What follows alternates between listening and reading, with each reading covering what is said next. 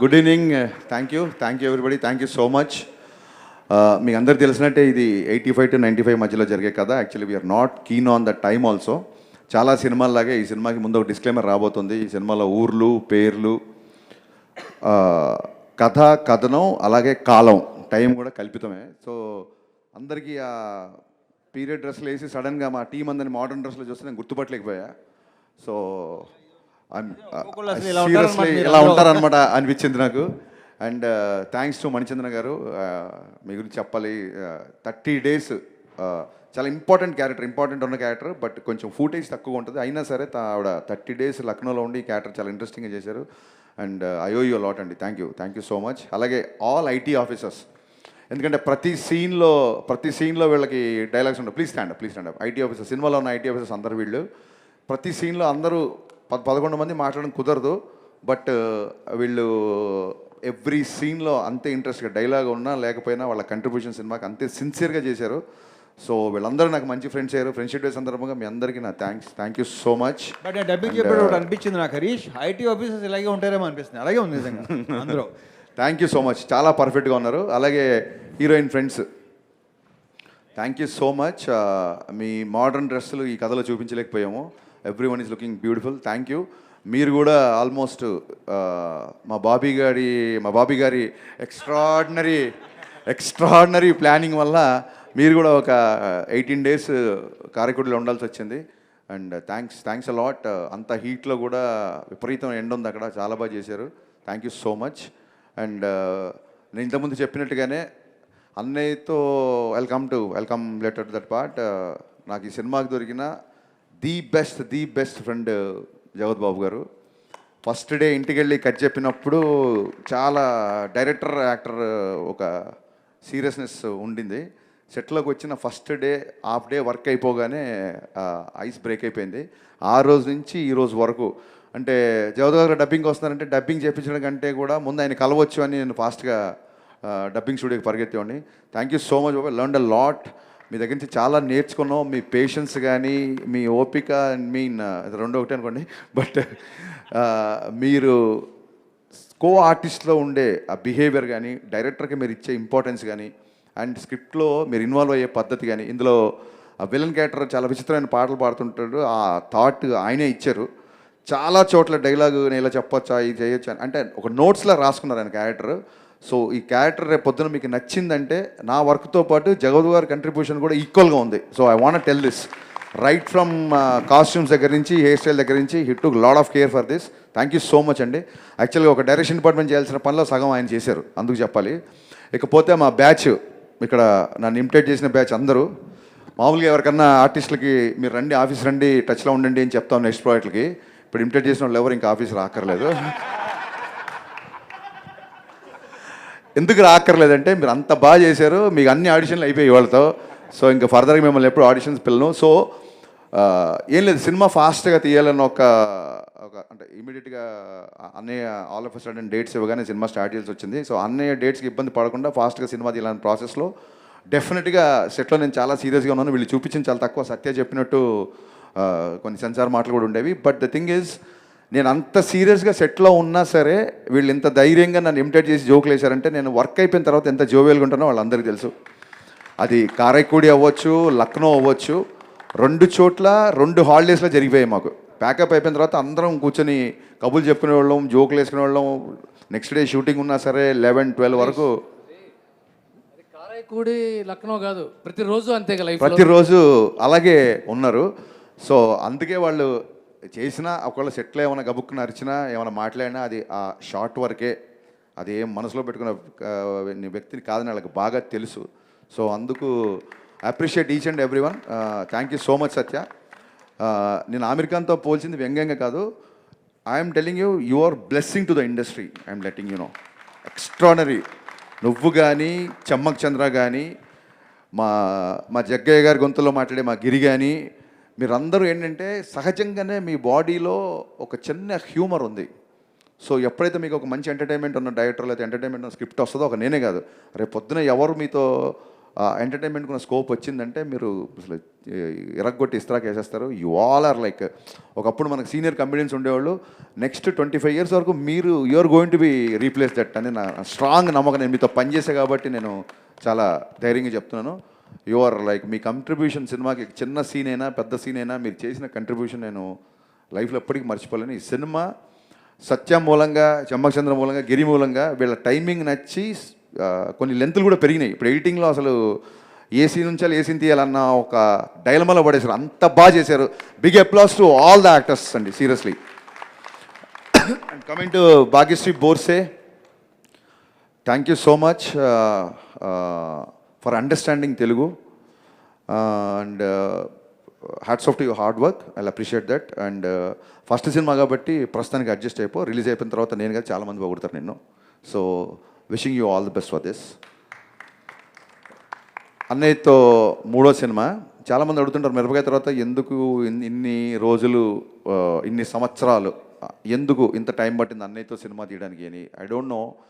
రేపొద్దున pre release ఈవెంట్లో cinema గురించే మాట్లాడుకుంటాం కాబట్టి, ఇది ఇవాళ ఒక ఫ్రెండ్షిప్ డే, ఒక చిన్న ఎమోషనల్గా పీపుల్ మీడియా వాళ్ళు ఫంక్షన్ చేస్తున్నారు కాబట్టి I would like to tell, నా ఫస్ట్ సినిమా షాక్ ఫ్లాప్ అయిన తర్వాత ఫస్ట్ సినిమా ఇవ్వడమే చాలా గొప్ప. నేను జస్ట్ 2 సినిమాలు పనిచేసాను. అంటే వీడే అప్పటి నుంచి రవితేజ గారితో నా జర్నీ స్టార్ట్ అయింది.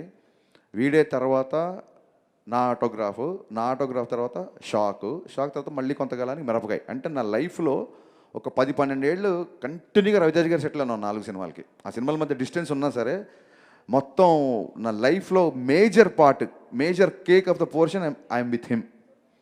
యాక్చువల్లీ ఐఎమ్ విత్ హిమ్ అని చెప్పే కంటే he's with me. Actually is always with మీ.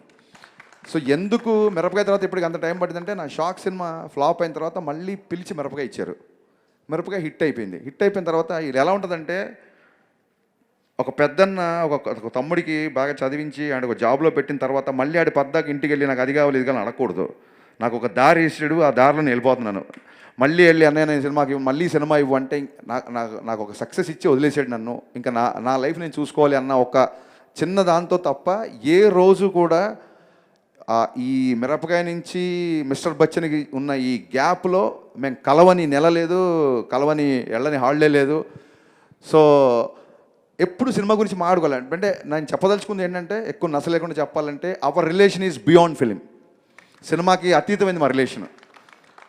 ఆ రకంగా కుదరలేదు, అంతకుమించి వేరే రీజన్ ఏం లేదు. అండ్ మిస్టర్ బచ్చన్లో నా మాస్ మహారాజ్ని నాలాగే ఉన్న ఎంతోమంది ఫ్యాన్స్ ఎప్పటి నుంచో ఎలా చూడాలనుకుంటున్నారో అంతకు 100 times చూపించాను మట్టుకు చాలా గర్వంగా చెప్పగలుగుతాను.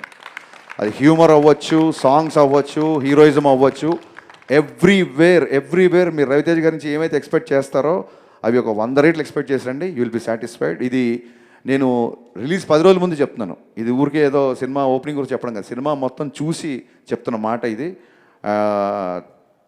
Thank you. ఇంతకంటే ఇంకేం చెప్పగలుగుతాను నేను మీకు. Thank you so much. Thanks a lot. ఎన్ని రకాలుగా చెప్పినా తక్కువే, ఎంత చెప్పినా తక్కువే.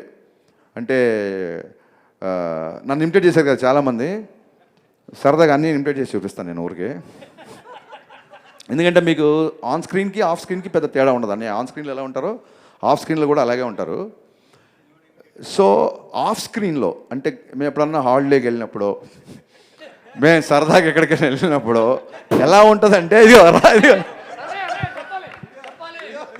వినాలి అది. సో ఇదేంటంటే ఎలా ఉంటుందంటే, ఎంత నడక దగ్గర నుంచే అంటే ఎయిర్పోర్ట్కి ఇప్పుడు నేను మచ్చరవి సుబ్బరాజు ఇలా మేము హాలిడేకి వెళ్తున్నప్పుడు అన్నయ్యతో మేము ఎయిర్పోర్ట్కి ఆయన మాకంటే ముందే వస్తాడని తెలుసు, అయినా సరే మేము ఎయిర్పోర్ట్కి పరిగెత్తేసరికల్లా ఆయన ఆల్రెడీ లాంజ్లో కూర్చొని ఉంటారు. ఎయిర్పోర్ట్లో మనకు ఎలా ఉంటుంది, ఏమన్నా ఎయిర్పోర్ట్కి వెళ్ళగానే అక్కడ షాప్స్ ఏంటి అదేంటి కొంచెం ఫ్లైట్ టైం ఉంటే ఇలా చూసుకుంటూ ఇలా వెళ్తుంటాం కదా. సో అన్నయ్యతో ఇలా చూసుకుంటూ అన్నయ్య ఇది చూసావా అని తెలియజేసరికి ఆయన గేట్ దాటేసి లోపలికి వెళ్ళిపోయి ఉంటారు. ఆయన నడుస్తుంటాడు, మేము వెనకాల పరిగెడుతూ ఉంటాం, వెనకాల విపరీతంగా పరిగెడుతుంటాం, మామూలుగా ఉండదు. షాపింగ్కి వెళ్తాం కదా, నాకు అందుకని సినిమా ఇన్కమ్ ట్యాక్స్ కాబట్టి నాకు బాగా గుర్తొచ్చింది. ఆయనతో షాపింగ్కి వెళ్ళాము, న్యూయార్క్ షాపింగ్కి వెళ్ళాం. ఇన్కమ్ ట్యాక్స్ ఆఫీసర్ రైడ్ చేసినట్టే. షాపులోకి వెళ్తే ఒక ఇన్కమ్ ట్యాక్స్ రైడ్ చేస్తాడు కదా, దాని రేట్ ఎంత, అది ఏంటి మన సైజ్ ఇలా ఇలా ఇలా అంటే మనం గబుక్కున వెళ్ళి మనం కొనాలంటే చూసి, ఎస్పెషల్ న్యూయార్క్ వెళ్తే నేను మా బావ ఏంటి మన మిడిల్ క్లాస్ ఫెలోస్ మేము, అది కొనాలనుకుంటే అది దాన్ని చూసి డాలర్లని మళ్ళీ ఫోన్ తీసి దాన్ని ఇంటూ 80-85 వేసరికి అబ్బాయి నా షాపింగ్ అయిపోయింది మీరు ఉందా మీరు కొనుక్కోండి ఎలాగా హీరో వెయిటింగ్ చేస్తే షాపింగ్ చేస్తే బాగుంటుందా మీరు కొనుక్కోండి అబ్బాయి నేను వెయిట్ చేస్తాను. ఎలా వెయిట్ చేస్తాను, మొత్తం సగం షాప్ కొనేస్తాడు అక్కడ. ఎంత ఫాస్ట్గా అయిపోయిందంటే ఇక్కడ ఎవరో అక్రమంగా ఏదో దాచుకున్నారు, దాన్ని మనం సీజ్ చేస్తున్నట్టే ఉంటుంది షాపింగ్. ఫటా ఫటా ఫటా ఫటా ఫటా వేసుకుంటూ వెళ్ళిపోతారు. ఒకసారి ఏమైందంటే ఇలా షాప్కి వెళ్తే ఇంకా మా పరిస్థితి ఎలా ఉంటుందంటే ఆయన షాపింగ్ చేస్తుంటే వెనకాల నేను మా చోటు ఇలాగ బ్యాగులు పట్టుకొని నడుచుకుంటూ వెళ్ళడమే. ఎందుకంటే ఆయన పట్టుకుంటాడు, ఆయన ఏదో మాతో మోపిస్తున్నది కాదు, విపరీతంగా ఉంటాయి. సో ఒక మనిషి పట్టలేనంత ఉంటాయి, పట్టుకొని వెళ్ళడమే. ఒకసారి ఒక షాప్ వాడు ఏంటి ఆయన వెనకాల ఎంతమంది తిరుగుతున్నారు, హూ ఈజ్ హీ అని అడిగాడు. ఇప్పుడు వాడికి అమెరికాలో మాస్ మహారాజ్ అని ఎలా చెప్తాను నేను, యు నో టామ్ క్రూయిజ్ అంటే of course he's our Tom Cruise అన్నాను. ఆడికి అర్థం అవ్వాలని. సో ఇక్కడ వరకు బాగానే ఉంది. ఆన్ మళ్ళీ పెద్ద షాప్ కదా, ఆన్ ఎవరు అడిగారు, ఈడు you know Will Smith, he's our Will Smith అన్నాడు. వాళ్ళిద్దరు మాడుకుంటారు కదా, అదేంటంటే చచా కాదు ఆడి విల్ స్మిత్ అంటే కాదు ఇదంట వాళ్ళు కొట్టుకేసుకున్నారు. వాళ్ళు మా దగ్గరికి వచ్చారు, your friend is saying Will Smith and you're saying Tom Cruise, what is this అంటే మేము గబుక్కునా నిజంగా హీరోనా మేము వాళ్ళ మీద జోకులు వేస్తున్నామా అన్నట్టు వాళ్ళు ఫీల్ అయిపోయారు, పాపం హట్ అయిపోయారు. నేను అన్నాను ఇద్దరు కలిపితే ఆయన అని చెప్పాను. సైట్ సీయింగ్ అంటే బాగా ఇంట్రెస్ట్. అన్నయ్య సైట్ సీయింగ్ గురించి మనం ఖచ్చితంగా మాడుకోవాలి. నేను చెప్పాలి మేము ఒక మంచి అన్నయ్య మమ్మల్ని ఒక పెద్ద ఒక 46th floor 50th floor time స్క్వేర్లో స్టార్ బిల్డింగ్ టాప్ స్టార్ బిల్డింగ్లో కూర్చోబెట్టాడు.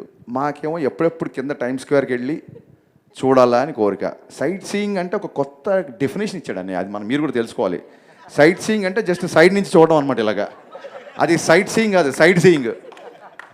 కర్టెన్ తీయడం అద్భుతం అబ్బాయి ఈ దేశం అని మళ్ళీ కర్టెన్ వేసేయడం, మాకేమో కిందికి వెళ్ళాలి. అది మా మనసేమో టైమ్స్ గారికి వెళ్దాం, వాటి తిరుగుదాం మళ్ళీ కూర్చొని మసే కబుర్లు చెప్పి గబుక్కున ఒక రోజు డ్రింక్ ఉంటే ఉంటుంది ఉండదు, అది పెద్ద మ్యాండేటరీ కాదు. మళ్ళీ ఏదైనా డిన్నర్ చేసుకుంటావు ఎవ్రీ ఇయర్ రావాలి ఇక్కడికి అని మళ్ళీ డోరేజ్. ఆ కర్టెన్ తీయడం, అది చూడడం, మళ్ళీ వేయడం. మాకేమో కిందికి వెళ్ళి పబ్ హాపింగ్ చేయాలనో అది చేయాలనో అయితే అని అక్కడ ఒక 100-200 years ఓల్డ్ పబ్ ఏదో ఉందంట, లోపలంతా స్టోన్ స్ట్రక్చర్ ఉంటుందంట. నువ్వు చెప్పు బావా అన్నయ్య. ఇప్పుడు అతను హరీష్, నేను రవితేజ. అన్నయ్య అక్కడ ఒక కసబ్లాంకా అని ఒక పబ్ ఉంది అన్నయ్య, చా లోపల మొత్తం స్టోన్ స్ట్రక్చర్. అది మీరు వెళ్ళొచ్చేయండి. అన్నయ్య అది కాదు, మీరు వెళ్ళొచ్చండి అబ్బాయి హాలిడే వచ్చినప్పుడు ఇగో రిస్ట్రిక్షన్ పెట్టి మీరు వెళ్ళొచ్చేయండి. అన్నయ్య అక్కడ మీరు వెళ్ళొచ్చండి. అక్కడ ఒక షూటింగ్ ఉంది అన్నయ్య, రియల్ గన్స్ తో, ఛా! Real bullets. ఏంటి మనం హాలీవుడ్ గన్స్ మీరు కాల్చి వచ్చేయండి. సో అన్నయ్యతో హాలిడే ఇలా ఉంటుంది. But had a great times. ఎప్పుడు వెనక్కి తిరిగి చూసుకున్నా, ఫ్రెండ్షిప్ డేలో అని వెనక్కి తిరిగి చూసుకుంటే హాఫ్ ద సినిమా, నేను చెప్పేది సినిమా కాకుండా హాఫ్ ద సినిమా ఎక్స్ట్రాడినరీగా ఉంటుంది. అంటే ఆ హ్యూమర్ కానీ తనతో ఉండే ప్రతి సెకండ్ మాకు ఇవన్నీ గుర్తున్నాయంటే కారణం, ఇవన్నీ జరిగి పాండమిక్ బిఫోర్ జరిగినాయి ఇవన్నీ, బట్ స్టిల్ ఇవన్నీ గుర్తున్నాయంటే కారణం కలిసిన ఫస్ట్ డేనే ఎరా అబ్బాయి అని కలిసిపోయి అంత ఫ్రెండ్లీగా ఉండడం, ఒక స్టార్తో ఉన్నాం అనే ఒక విషయం మర్చిపోయేలాగా బిహేవ్ చేయడం కేవలం మాస్ మహారాజ్కి మాత్రమే చెల్లింది.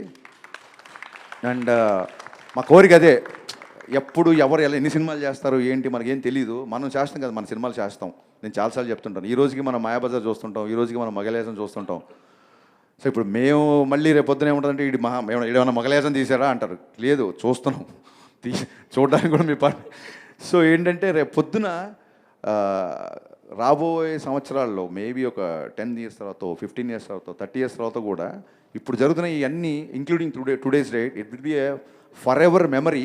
బికాజ్ ఏ ముహూర్తాన ఆయన సినిమా తీశారో నా ఆటోగ్రాఫ్ స్వీట్ మెమరీస్ అని, నిజంగా ఇవన్నీ మాకు స్వీట్ మెమరీస్. అన్నయ్యతో ఒక సూపర్ స్టార్ నా ఫ్రెండ్ అవుతాడని నేను ఎప్పుడు కళ్ళు అనుకోలేదు.